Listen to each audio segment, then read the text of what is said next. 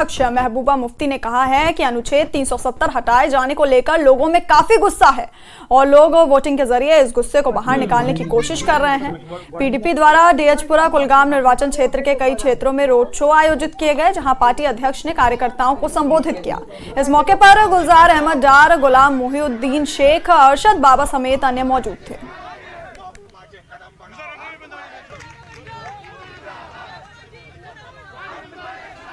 कारण ये है कि जो 370 ने 2019 में हटाया, उससे लोगों को लगता है हमें धोखा दिया गया, हमारे साथ वादा खिलाफी हुई, और उस गुस्से को एहतजाज के तौर पे वोट लोग डाल रहे हैं।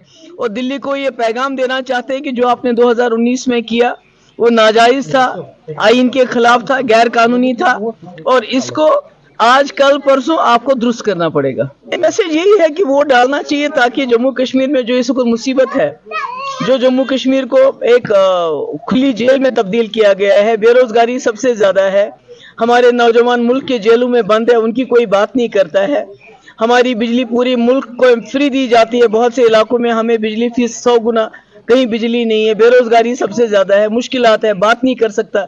तो इसके खिलाफ जो बात करेगा, जो आवाज उठाएगा पार्लियामेंट में, उसको वोट डाल के पार्लियामेंट में भेजना चाहिए। और कोशिश करनी चाहिए कि जो साउथ कश्मीर है, साउथ कश्मीर को मुफ्ती साहब ने जम्मू कश्मीर का ताज बनाया है।